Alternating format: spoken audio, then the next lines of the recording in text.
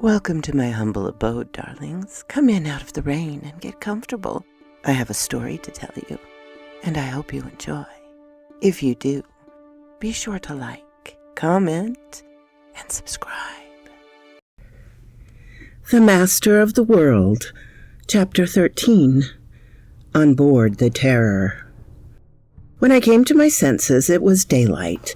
A half-light pierced the thick glass porthole of the narrow cabin where someone had placed me. How many hours ago?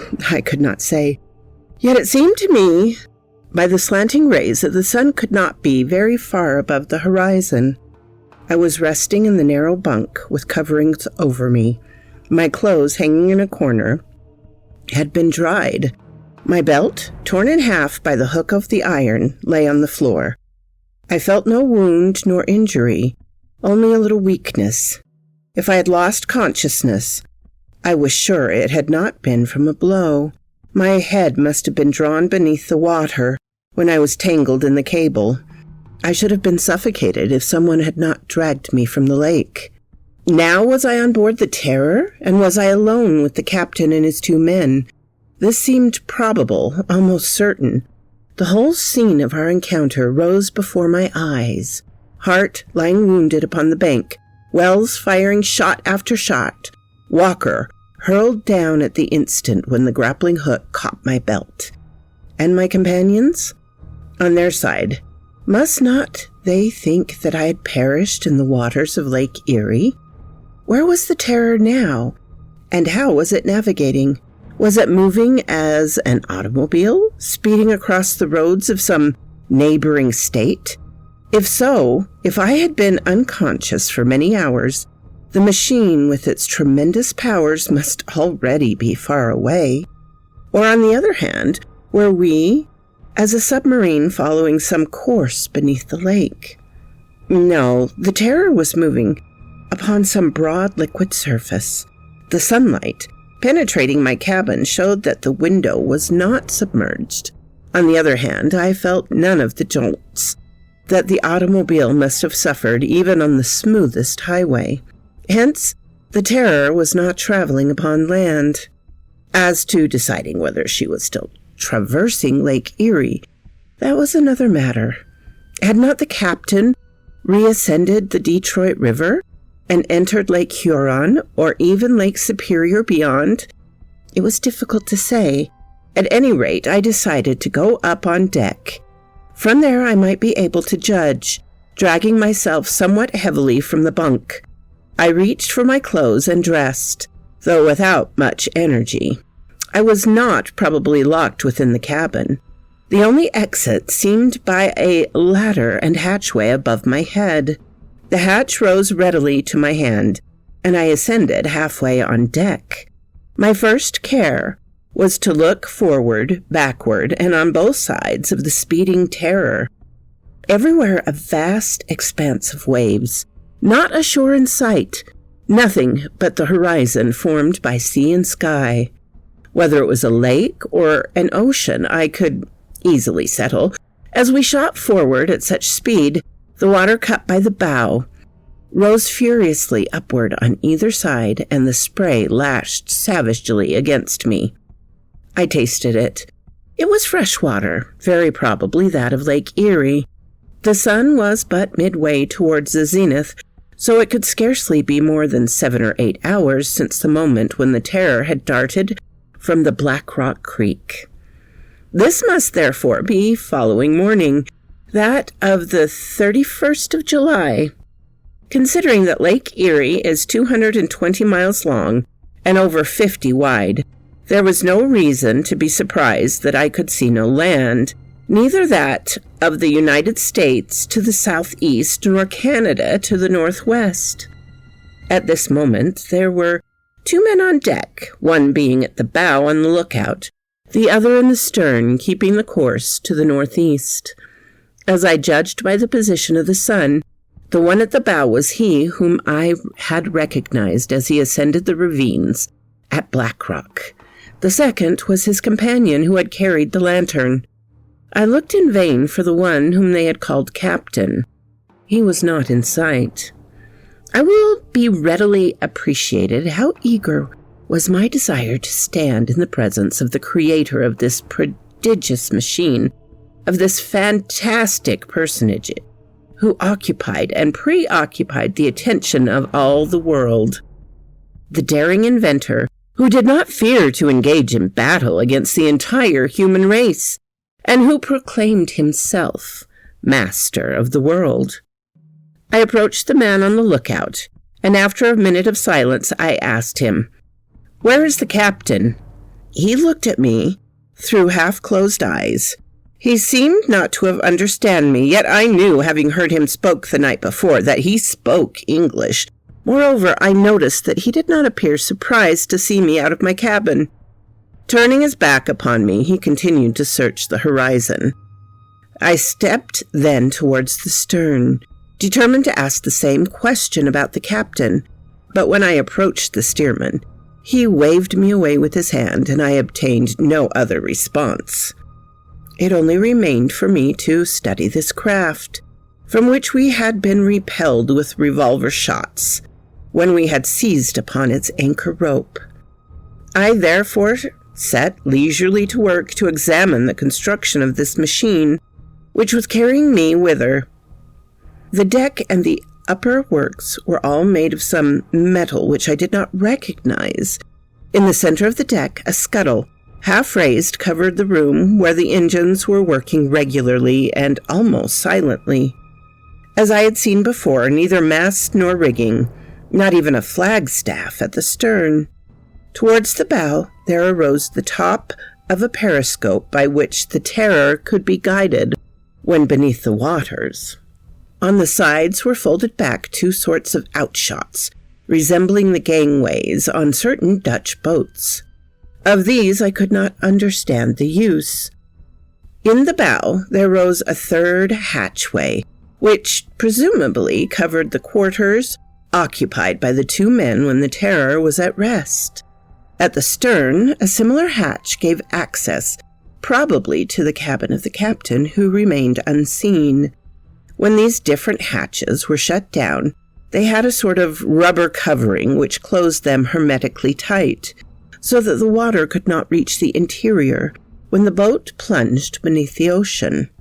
As to the motor, which imparted such prodigious speed to the machine, I could see nothing of it, nor of the propeller.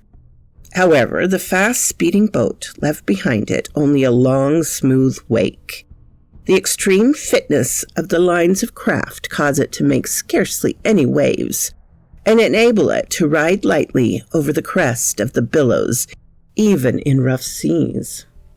As was already known, the power by which the machine was driven was neither steam nor gasoline, nor any of those similar liquids so well known by their odor, which are usually employed for automobiles and submarines. No doubt the power here was used by electricity, generated on board at some high power. Naturally, I asked myself, whence comes this electricity? From piles or from accumulators? But how were these piles or accumulators charged? Unless, indeed, the electricity was drawn directly from the surrounding air or from the water, by processes hitherto unknown. I asked myself with intense eagerness if, in the present situation, I might be able to discover these secrets. Then I thought of my companions left behind on the shores of Black Rock Creek. One of them I knew was wounded. Perhaps the others were also. Having seen me dragged overboard by the hawsers, could they possibly suppose that I had been rescued by the Terror? Surely not. Doubtless the news of my death has already been telegraphed to Mr. Ward from Toledo. And now who would dare to undertake a new campaign against this master of the world? These thoughts occupied my mind as I waited the captain's appearance on deck. He did not appear. I soon began to feel very hungry, for I must have fasted now nearly 24 hours. I had eaten nothing since our hasty meal in the woods, even if that had been the night before, and judging by the pangs which now assailed my stomach, I began to wonder if I had not been snatched on board the Terror 2 days before, or even more. Happily, the question if they meant to feed me and how they meant to feed me was solved at once. The man at the bow left his post, descended, and reappeared. Then, without saying a word, he placed some food before me and returned to his place. Some potted meat, dried fish, sea biscuit, and a pot of ale so strong that I had to mix it with water. Such was the meal to which I did full justice. My fellow travelers had doubtless eaten before I came out of the cabin, and they did not join me. There was nothing further to attract my eye, and I sank again into my thoughts. How would this adventure finish? Would I see this invisible captain at length? And would he restore me to liberty? Could I regain it in spite of him? That would depend on circumstances, but if the Terror kept thus far away from the shore, or if she traveled beneath the water, how could I escape from her? Unless we landed, and the machine became an automobile, I must not abandon all hope of escape. Moreover, why should I not admit it? To escape without having learned anything of the Terror's secrets would not have contented me at all, although I could not thus far flatter myself upon the success of my campaign, and thought I had come within a hair's breadth of losing my life, and, through the future promise, far more of evil than of good. Yet, after all, a step forward has been obtained. To be sure, if I was never to be able to re-enter into communication with the world, if, like this master of the world who had voluntarily placed himself outside of the law, I was now placed outside of humanity, then the fact that I had reached the Terror would have little value. The craft continued, headed to the northeast, following the longer axle of Lake Erie. She was advancing at only half speed, for had she been doing her best, she must some hours before have reached the northeast extremity of the lake. At this end, Lake Erie had no other outlets other than the Niagara River, by which it empties into Lake Ontario. Now this river is barred by the famous cataract some 15 miles beyond the important city of Buffalo. Since the Terror had not retreated by the Detroit River, down which she had descended from the upper lakes, how was she to escape from these waters, unless indeed she crossed by land? The sun passed the meridian. The day was beautiful, warm but not unpleasantly so. Thanks to the breeze made by our passage, the shores of the lake continued invisible on both the Canadian and American side. Was the captain determined not to show himself? Had he some reason for remaining unknown? Such a precaution would indicate that he intended to set me at liberty in the evening when the Terror could approach the shore unseen. Towards 2:00, however, I heard a slight noise. The central hatchway was raised. The man I had so impatiently awaited appeared on deck. I must admit he paid no more attention to me than his men had done. Going to the stern, he took the helm.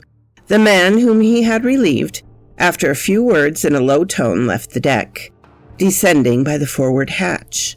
The captain, having scanned the horizon, consulted the compass and slightly altered our course. The speed of the Terror increased. This man, so interesting both to me and to the world, must have been some years over 50. He was of middle height with powerful shoulders, still very erect, a strong head with thick hair rather gray than white, smooth, shaven cheeks, and a short, crisp beard. His chest was broad, his jaw prominent, and he had that characteristic sign of tremendous energy. Bushy eyebrows drawn sharply together. Assuredly, he possessed a constitution of iron, splendid health, and warm red blood beneath his sunburnt skin. Like his companions, the captain was dressed in sea clothes, covered by an oilskin coat, with a woolen cap which could be pulled down to cover his head entirely when so desired. Need I add that the captain of the Terror Was the other of the two men who had watched my house in Long Street? Moreover, if I recognized him, he also must recognize me as Chief Inspector Strock, to whom he had been assigned the task of penetrating the Great Eyrie. I looked at him curiously. On his part, while he did not seek to avoid my eyes, he showed at least a singular indifference to the fact that he had a stranger on board. As I watched him, the idea came to me, a suggestion which I had not connected with the first view of him in Washington, that I had already seen this characteristic figure. Was it in one of the photographs held in the police department? Or was it merely a picture in some shop window? But the remembrance was very vague. Perhaps I merely imagined it. Well, though his companions had not the politeness to answer me, perhaps he would be more courteous. He spoke the same language as I, although I could not feel quite positive that he was of the American birth. He might, indeed, have decided to pretend not to understand me, so as to avoid all discussion while he held me prisoner. In that case, what did he mean to do with me? Did he intend to dispose of me without further ceremony? Was he only waiting for night to throw me overboard? Did even the little which I knew of him make me a danger of which he must rid himself? But in that case, he might better have left me at the end of his anchor line. That would have saved him the necessity of drowning me over again. I turned, walked to the stern, and stopped, full in front of him. Then at length he fixed full upon me a glance that burned like a flame. "Are you the captain?" I asked. He was silent. "This boat is really the Terror?" To this question there was also no response. Then I reached towards him. I would have taken hold of his arm. He repelled me without violence, but with a movement that suggested tremendous restrained power. Planting myself again before him, I demanded in a louder tone, "What do you mean to do with me?" Words seemed almost ready to burst from his lips, which he compressed with visible irritation. As though to check his speed, he turned his head aside. His hand touched a regulator of some sort, and the machine rapidly increased its speed. Anger almost mastered me.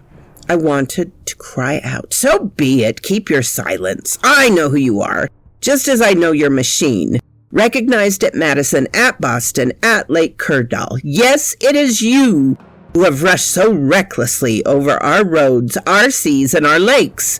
Your boat is the Terror, and you, her commander, wrote that letter to the government. It is you who fancies you can fight the entire world. You who call yourself master of the world." And how could he have denied it? I saw at that moment the famous initials inscribed upon the helm. Fortunately, I restrained myself, and despairing to get any response to my questions, I returned to my seat near the hatchway of my cabin. For long hours, I patiently watched the horizon in the hope that land would soon appear. Yes, I sat waiting, for I was reduced to that, waiting. No doubt, before the day closed, the Terror must reach the end of Lake Erie, since she continued her course steadily to the northeast. So quoth this raven. Have a beautiful, lovely week, my darlings. What? You're still here after the whole story? I really appreciate that, darlings. Please hit the like button and subscribe if you haven't. And I always love to hear from you. Have a glorious day, my darlings.